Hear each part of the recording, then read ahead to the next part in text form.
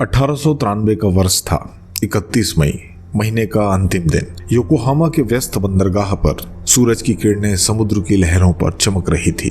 Canadian Pacific steamer company का विशाल steamer SS Empress of India 1692 ton का यह आलीशान जहाज वैंकूवर से रवाना होने को तैयार था। इस लंबी समुद्री यात्रा में दो असाधारण भारतीय सवार हुए जो एक दूसरे को पहले कभी इतनी गहराई से नहीं मिले थे। एक तरफ थे जमशेदजी नूसेरवानजी टाटा, भारत के उद्योग जगत के दूरदर्शी पितामह, जो जापान की तकनीकी प्रगति को और करीब से देखने के लिए शिकागो की इंडस्ट्रियल एग्जीबिशन में जा रहे थे।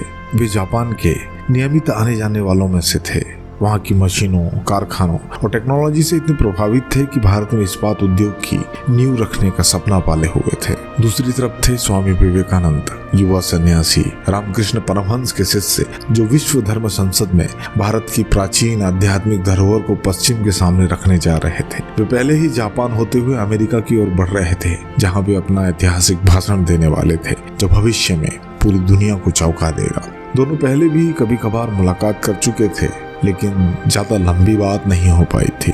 लेकिन जहाज के डेक पर उस धूप भरी दोपहर में उन्हें पहली बार लंबी गहन बातचीत का मौका मिला। जहाज की रेलिंग के सहारे खड़े होकर वे दोनों समुद्र की ठंडी हवाओं में घंटों बात करते रहे। विवेकानंद ने अपनी भारत यात्राओं के अनुभव साझा किए, देश के कोने कोने में घूमते हुए देखी गरीबी, अंग्रेजों का दमन और साथ ही प्राचीन ज्ञान की खोज। उन्होंने बताया कि चीन की कैटन में बौद्ध मठों में उन्हें कई संस्कृत और बंगाली पांडुलिपियां मिली है, जो भारत की खोई हुई विरासत की याद दिलाती थी। उनका मकसद स्पष्ट था, विश्व धर्म संसद में भारत के वेदांत को प्रस्तुत करना और सभी धर्मों के बीच एकता का संदेश देना। इधर जमशेदजी ने अपनी योजनाएं बताई, भारत में इस्पात कारखाना लगाने की, मशीनरी और टेक्नोलॉजी लाने की। वे जापान की तरक्की को देखकर हैरान थे कि कैसे एक देश ने इतनी तेजी से इंडस्ट्रियल क्रांति कर दी। तब स्वामी विवेकानंद ने मुस्कुराते हुए कहा कि जापान से माचिस इंपोर्ट करने के बजाय भारत में ही आप माचिस बनाओ, ग्रामीण गरीबों को रोजगार दो। भारत की असली ताकत उसके करोड़ों आम लोगों की समृद्धि में है और इन सब के लिए आपको अपने ही देश में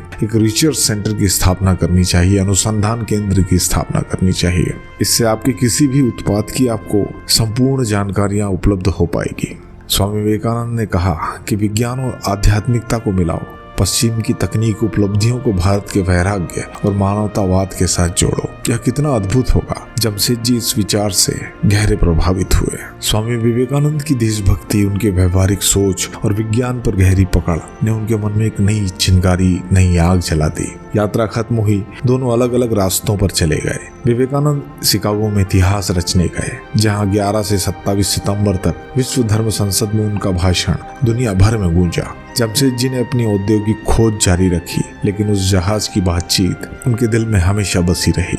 फिर आता है वो दिन 5 साल बाद, 23 नवंबर 1898 को बॉम्बे के एक्सप्लेनेड हाउस से जमशेदजी ने स्वामी विवेकानंद को एक पत्र लिखा। उस पत्र में उन्होंने याद दिलाया, इसे हम आपको वैसा ही सुना रहे हैं जैसा कि लिखा गया था। जमशेदजी लिखते हैं, प्रिय स्वामी विवेकानंद, मुझे उम्मीद है कि आपको जापान से शिकागो की यात्रा में मैं सहयात्री के रूप में आपको हमेशा याद रहूंगा। उस समय आपके विचार भारत में तपस्वी भावनाओं को नष्ट करने के बजाय उपयोगी दिशाओं में मोड़ने के लिए आज भी मेरे मन में ताजा है। मेरी योजना भारत में विज्ञान अनुसंधान संस्थान की है। मुझे लगता है कि तपस्वी भावनाओं का इससे बेहतर उपयोग नहीं हो सकता कि ऐसे मठ या आवासीय हाल बनाए जाएं जहां लोग सादगी से रहें और प्रकृति व मानवीय विज्ञानों के अध्ययन में जीवन समर्पित करें। क्या आप इस प्राचीन परंपरा को पुनर्जीवित करने के मिशन में योगदान देंगे?